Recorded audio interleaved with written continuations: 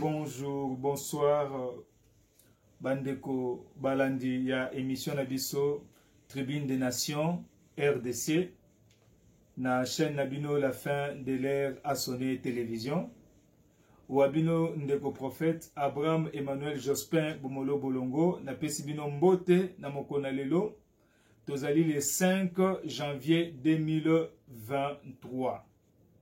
Nangonga oyo toza ko enregistrer vidéo oyo nzambe apambola bino na mabota na bino nyonso toyebiete na kati ya chaîne La fin de l'ère a sonné ba programme ezalaka mwa mingi mais kasoza na programme moko oyo etalaka RDC tobenga ngo Tribune des Nations RDC donc evandelo ya bamboka to soki eza likambo etali pays ya France to États-Unis to pays mosusu ya monde tobenga Tribune des Nations. Donc, pays à France ou Tribune des Nations, pays il y a Amérique, to Belgique, ainsi de suite. Nazo ya lelo ko partager na biso message moko oyo nazo ki yango le 4 janvier 2023. Kolo Yesu asepela ki apesa ngai vision wana pendant que nazalaki ko sambela. En fait, nazalaki ko sambela pona songe moko nzamba pesa kinga na comprenaki yango te sikoyo nazalaki na posa kozwa ba éclaircissement nde na bandaki kosambela siko pona zwa éclaircissement ya songe wana mais du coup na kati ya songe wana nazo sambela pona zwa éclaircissement na yango nde nzamba yako pesa ngai vision o na partager na bino ezali ko concerner le président Félix Antoine Tshisekedi Tshilombo. Eloko nini esalamaki na kati ya vision wana namonaki président Félix azalaki na programme ya ko voyager pour akende na pays étranger. Alors na kati ya vision wana namoni ye kokoma na pays wana pe bayambi ye pa ya mokonzi ya mboka ya pays wana nde ba bongisi ba honneur militaire ndenge balobaka ba pona ba président ya république ko faire passer revue ya ba troupe. Alors, pendant que Azalai ko faire passer la troupe en revue, namoni na quelques distances Azalai ko avancer, sniper moko sniper sont ba tireur d'élite. Oyo ba beta ba tir ya ba masasi na même na plus de na ba distance moko plus éloignée, ba msuba genda même jusqu'à 1 km comme soit à 2 km. Namonaki tireur d'élite parce que na place va dropper sa président ba honneur militaire. Na homologue na ye ezalaki ba immeuble moko mo ebele ezalaki tout autour. Alors immeuble moko zali na mo musika ezalaki vraiment kota la direction oyo président Bandeko zoba honneur. Alors le sniper wana a beti coup de balle et coup de balle wana beti eye ko pexé président Félix Natolo. Donc a betaki yango président Félix et ko pexé na tolo président aye ko kweya tango kwei mo trouble koti wana mo panique mo désordre koti place wana nde ndoto na ngai e okatana et plutôt vision wana e okatana parce qu'il y a une différence entre vision na ndoto wana na tango dans pesa ba cours ya makambo etali ba prophétie biblique na zo tango expliquer en profondeur parce que vision ça juste ba courte séquence ya ba image. Mais songe les ba longue séquence ya ba image. Alors, tant on a la muki plutôt tant on a na susumuki na vision wana, vision s'arrêter. Na bandi ko sambela pona zwa éclaircissement et pas nkolo ameka ko pesa ngai un peu compréhension ya vision wana. Ndekolo za ko expliquer ngai que plan ya assassinat oyo ba préparer ki ba assassiner président Félix Tshisekedi. O bazo luka de toute manière ba assassiner président awa na kati ya mboka et pas ya ba ennemi ya RDC. Bazu temps ya ko dupliquer plan wana ba bongisi pe lisusu assassinat na extérieur ya pays. Donc bisika oyo président Félix akoko kende na étranger. Donc ba bongisi sikoyo plan na étranger et eza na pays moko ndenge nzambe sosolisinga.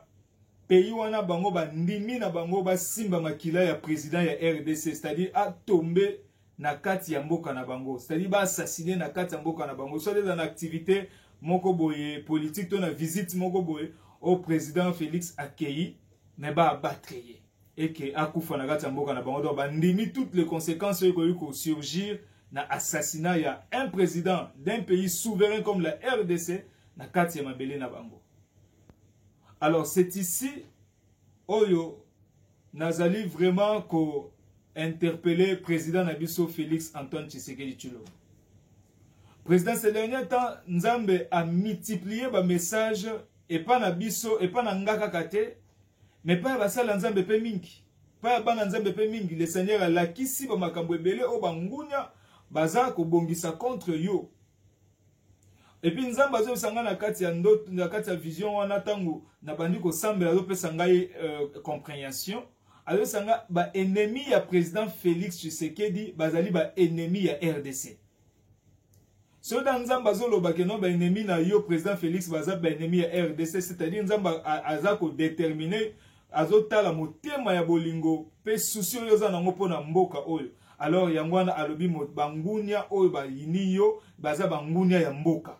Alors président nangonga oyo toyebi ete tozo sambela pona yo, toyebi ete tozo soutenir yo na mabondeli, mais toko senge pa na yo au double vigilance sécuritaire. C'est-à-dire bisika oko kende, bisika oko nyata. Oui, tozo soutenir yo na mabondeli, mais ezo senga pe ezali ko annuler te vigilance sécuritaire. Pambate bangonia baza ko changer toujours ba stratégie au fur et à mesure.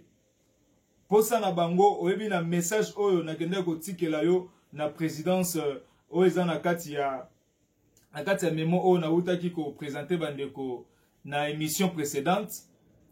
Au message oyo to ko décortiquer pour expliquer sous bandeko makambo ebele eza na kati kuna oyebi la raison nini oyo bazali ko luka ba assassiner yo président Félix Tshisekedi. Et toyebi ete oyo asimba yo oyo abomba yo apesi yo bokonzi wana azana bomoi aza nzambe ya nguya nyonso oyo asimbi na loboko na ye moko te akoki kobotola. Mais nalingi na rappeler yo pe oyeba ete le roi Akab a tomba na kati ya champ de tir. Le roi Akab a tomba na kati ya champ de tir bazaga ye na roi Josaphat abikaka. Roi Akab a tomba na kati ya maboko ba Philistin. Biso tozali ko sambela ete o tombe na maboko ba Philistin te ba Philistin za bangunia ya mboka Congo. Ba baza ko se lever pona ko luka ko détruire mboka na biso. Certains même sont des fils na kati ya mboka. Oyo baza ko travailler na bangunia pour détruire. Nzambe azo peser bango, azo compter bango, azo peser bango, pe o diviser bango. Message o nazalaki nango ya ko adresser epai ya président Nabiso Félix Tshisekedi yango. O nyonso zu message oyo partager yango ti ekome pa mokonzi ya mboka po ete ayeba. Tant tozo dénoncer makambo oyo spirituellement Nzambe olakisa biso, tozali ko révéler ba projet ya Satana et puis tozali ko silisa nguya na kati na losambo.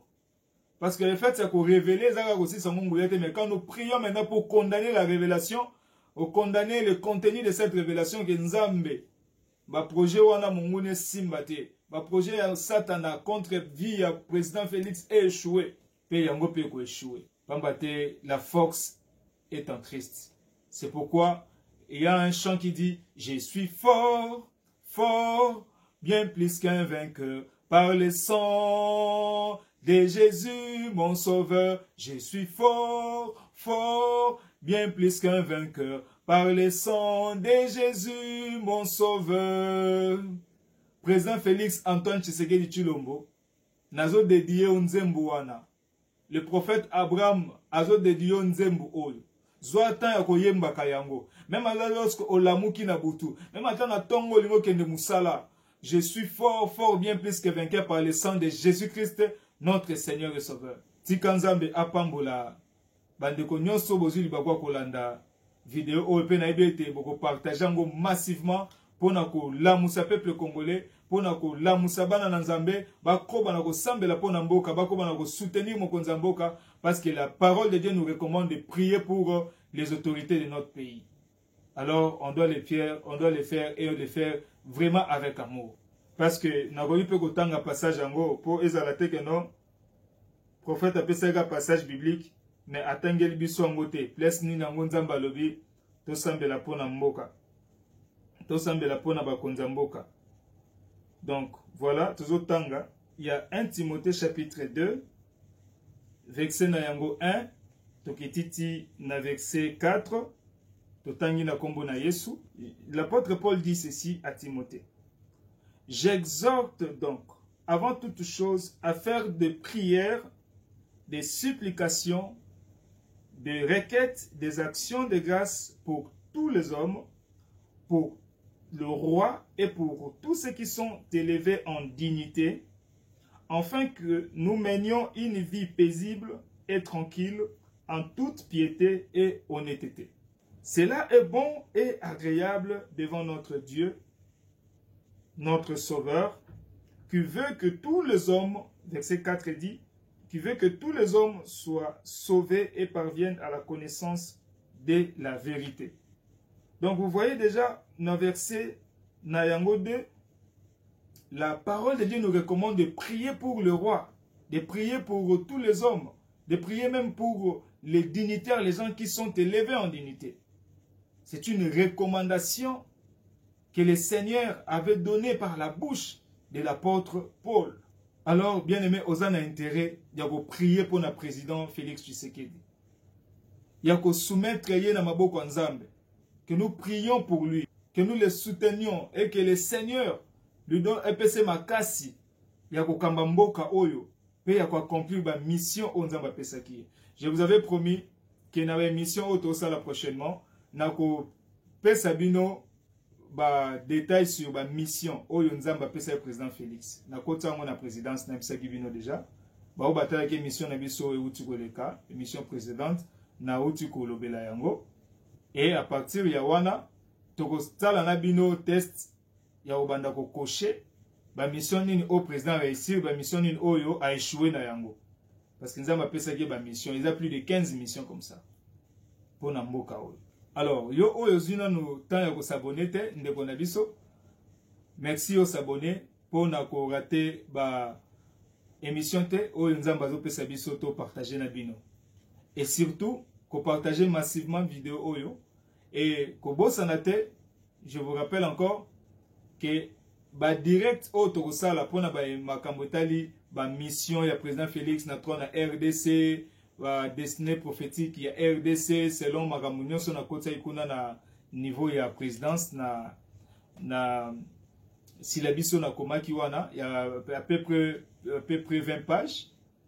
Ceux qui ont s'abonné te ont possibilité au landangote parce que YouTube a limité nombre, a limité accès ya ba direct mingi na ba abonné ya chaîne wana.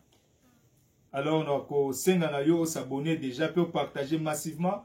Il y a vidéo, il y a chaîne, peut s'abonner pour bisounos tous à la même longueur d'onde, tous à la même avancée dans ma kambotali, révélation, on zambe, à Pessi pour Nambo Canabiso, Peso continue à Pessa pour Nambo Canabiso, pour le monde entier, pour l'église, corps de Christ. Nzambe ya pambola bino, ngai na bino tokutani très prochainement. Bye bye.